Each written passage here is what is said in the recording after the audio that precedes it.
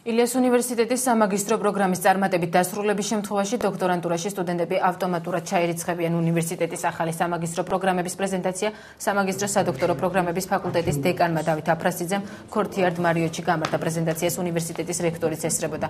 სადოქტორო პროგრამა უფასოა სტუდენტს საშუალება აქვს უშუალოდ ჩაერთოს სწავლების პროცესში და მონაწილეობა მიიღოს უნიკალურ კვლევებში 2010 წელს ილიას უნივერსიტეტი 37 სამაგისტრო პროგრამაზე 811 სტუდენტს მიიღებს. თავარი სიახლე რაც არის და ქართულ ბაზარზე აქამდე არ არსებულა, ეს არის სამაგისტრო და სადოქტორო დოქტორო პროგრამების ინტეგრირება.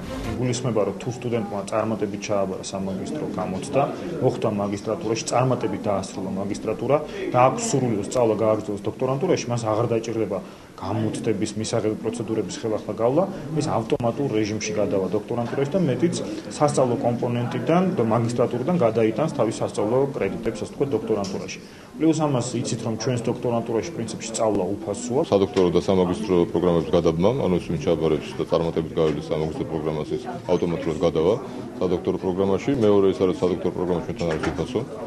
პირიქით ჩვენ მუშაობთ სახელმწიფოსთან, რომ სტიპენდიები გქონდეთ დოქტორანტებს, რომლებიც წარმატებულები იქნებიან და მაგისტრატურას დაამთავრებენ კარგად და სტიმული არის კიდევ მეცნიერების ის დონე, რომელიც არის ჩვენს უნივერსიტეტში დღეს საქართველოში ყველაზე მაღალი. ყვარლის დღეში ვაზოვანის ტერიტორიაზე ხანძრის კერები კვლავ რჩება. გამგებრის ინფორმაციით ცეცხლის მთავარი კერები გუშინ უკვე ლოკალიზებული იყო და სრულად ჩაქრობა დღის ბოლომდე უნდა მომხდარიყო, თუმცა ცეცხლის პატარა კერები დღეს უკვე 10 ჰექტარამდე ტერიტორიაზეა გავრცელებული. ხანძრის ჩაქრობის სამუშაოებში ყვარლის რაიონის გამგეობა, მოსახლეობა, სატყეო სამმართველოს თანამშრომლები და სამაშველო სამსახურის თანამშრომლები მონაწილეობენ. კერა არის დარჩენილი და მუშაობენ დღეს აქ. დღის განმავლობაში კერები იქნება ლოკალიზებული. ზარალი ისეთი არ არის, მე ფაქტიურად ამ დღეების განმავლობაში რაც სამსახურებმა გავცელების საშუალება არ მიეცა და ფაქტიურად ზარალი ნამდვილად ისეთი არ არის, არ მიეცა საშუალება, რომ კარგი და სამიხე ამხმარიყო და დაკიდებოდა ცეცხლი. ყაზახეთის ტყეში ხანძრის შედეგად 5 ადამიანი გარდაიცვალა ცეცხლმა მეზობელ ალტაის მხარეს. ცეცხლი მეზობელ ალტაის მხარესაც გავრცელდა მხარის გუბერნატორმა 15 რაიონში საგანგებო მდგომარეობა გამოაცხადა. ბოლო მონაცემებით ალტაის მხარეში 334 შენობა, მათ შორის 310 საცხოვრებელი სახლი დაიწვა. ყველაზე მეტად კი ნიკოლავკას დასახლება დაზარალდა, სადაც 300 სახლი დაიწვა და 1200 ადამიანის ევაკუაცია გახდა საჭირო. რუსეთის მთავრობამ ხანძრის ჩასაქრობილ და ალტაის მხარეში 780 ადამიანი გაგზავნა. ასევე თვითმფრინავები დიმიტრი მედვედევმა სტიქიის დაზარალებულებისთვის ფულადი კომპენსაციის ბრძანება გასცა და ადგილობრივი ჩინოვნიკები უმოქმედობაში დაადანაშაულა.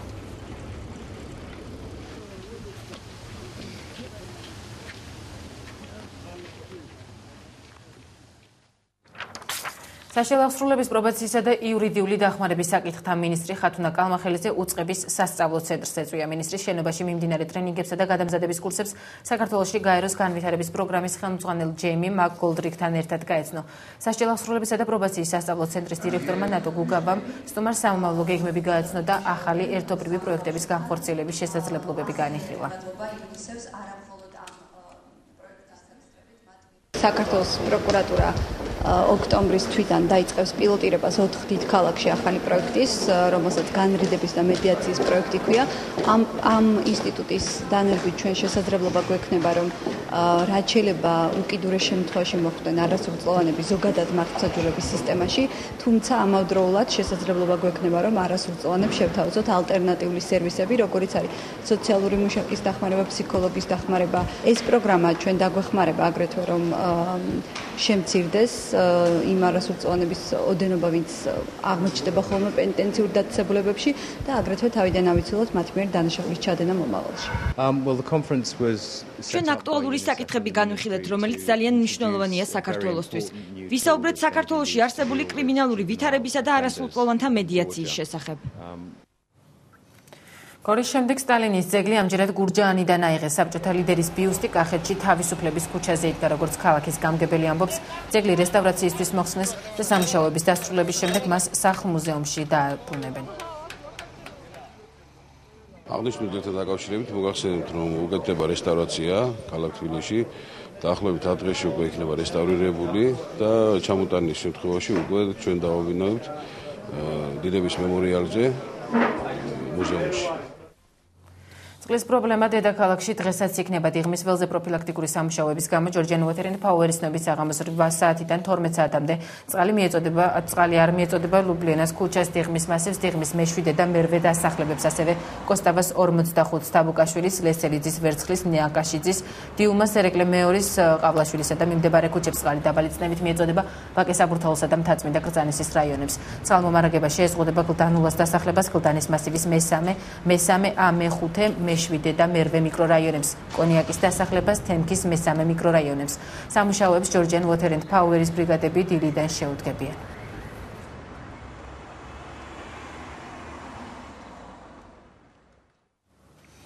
ტროპიკულმა შტორმმა ჰერმინემ ტეხასისა და სამხრეთ ოკლაჰომა შტატებში მასობრივი წყალდიდობა გამოიწვია, რასაც გადაუღებელი წვიმებით დაერთო და სტიქიის შედეგად 2 ადამიანი დაიღუპა. მაშველების საგანგებო რეჟიმში მუშაობენ მეხანძრეები მთელი ღამის განმავლობაში მაღალსართულიან საცხოვრებელ სახლებში დარჩენილ მოსახლეობას ეხმარებოდნენ. ბოლო რამდენიმე თვის განმავლობაში ეს უკვე მესამე ტროპიკული შტორმია, რომელმაც ამერიკის შეერთებული შტატები დააზარალა.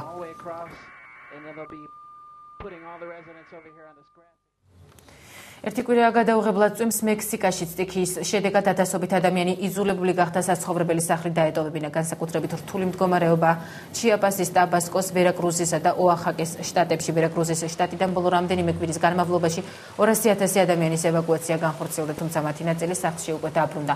ხელისუფლების განცხადებით ქვეყანაში წელს 2-ჯერ მეტი რაოდენობის ნალექი იყო, ვიდრე გასულ წლებში. წყალდიდობა ნიკარაგუაშიც სტიქიამ 40 ადამიანის სიცოცხლე შეეწირა. წვიმამ მოსავალი მთლიანად გაანადგურა, და ავტომაგისტრალები კი დააზიანა.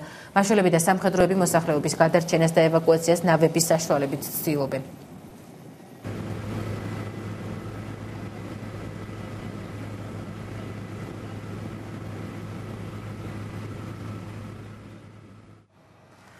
მაროკოში უამინდობას ავტოავარია მოხდა, სამგზავრო ავტობუსი გზის სავალი ნაწილიდან გადავიდა. ინციდენტის შედეგად 9 ადამიანი დაიღუპა, 14 კი დაშავდა. ცოლს ესპანეთიდან 47 პორტუგალიელი ტურისტი და ადგილობრივი გიდი მოჰყავდა. გარდაცვლილები ძირითადად ახალგაზრდა გოგონები არიან. მაროკოს მეფემ დაღუპულთა ოჯახებს თანაგრძნობა გამოუცხადა, დაშავებულებს კი სამედიცინო დახმარებას და სამშობლოში დაბრუნებისათვის საჭირო თანხის ანაზღაურებას დაპირდა.